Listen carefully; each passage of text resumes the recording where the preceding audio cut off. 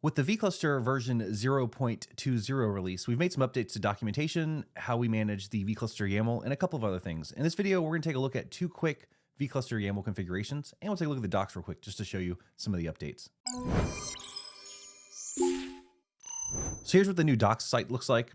If you take a look at the vCluster section on the left side, we can see vCluster YAML and all these configuration options that are now there.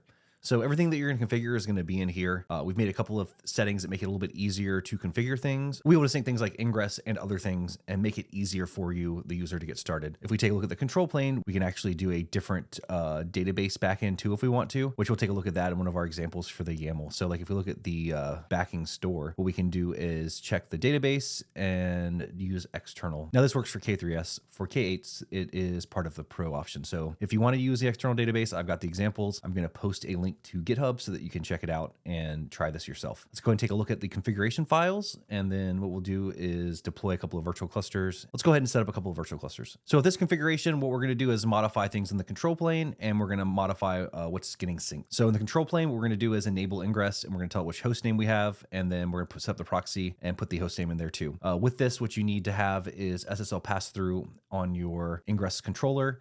If that's set up, then this should work out of the box, no issues.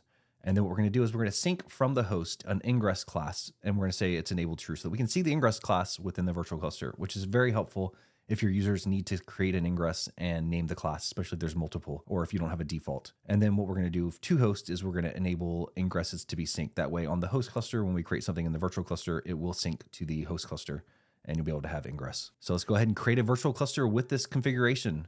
We'll use the vCluster create command. We'll say connect equals false. We'll upgrade just in case this is already running for some reason, and we're gonna call it demo vCluster. And then we're using that vCluster YAML that we just showed off. And then what we can do is show that we're able to actually connect to it. So all I've done is configure an ingress controller, set up SSL pass through, and then ran this command. I have some Etsy host and stuff configuration set up so that I know how this host name is resolved, but this is pointing over there. And as you can see, what we did is we connected, and then now we're using the kubeconfig to actually get namespaces and then get ingress classes, just to show the new settings and options that you can do now in the vCluster YAML. Now let's create a vCluster with a different backend using MySQL instead of using the default. So in this configuration, I'm going to modify the control plane to use K3s because this is an open source version of vCluster, and I'm not running Pro. And then I'm going to change the backing store to MySQL string here. So we've got a couple examples on the docs, one for Postgres. This is for MySQL. If you want to take a look at this, I'm going to put this in GitHub so you can check it out later. All I've done is I've set up MySQL in Kubernetes and then populated it with a vCluster database and then made sure that the user and the password were correct.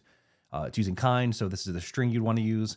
All right, so now let's go ahead and create this virtual cluster. So I'm saying vCluster create, connect equals false, so I don't connect once I've deployed it, so no port forwarding or like that. And then I'm using that vCluster DB.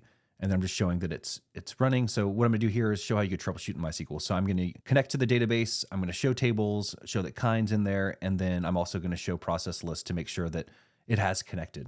All right, so we're all connected, everything should be running. So let's go ahead and connect to the vCluster db-vCluster. In the namespace db-vCluster. So we can get namespaces, vCluster is running. And now it's running with a different backend using MySQL instead of the built-in. And then for the Pro, you could use K8s instead of K3s, but this is for K3s right now. Thank you for checking out this quick vCluster tips video. I just wanted to show you some of the new vCluster YAML configurations. If you want to convert some of your older virtual clusters over to this version 0.20, there is a command line tool for that, so you can check it out and give it a try. Check out our docs. Let us know if you have any feedback. Join Slack, join the community, reach out if you need to, or if you run into any issues, and we'll be happy to help out. But see you next time.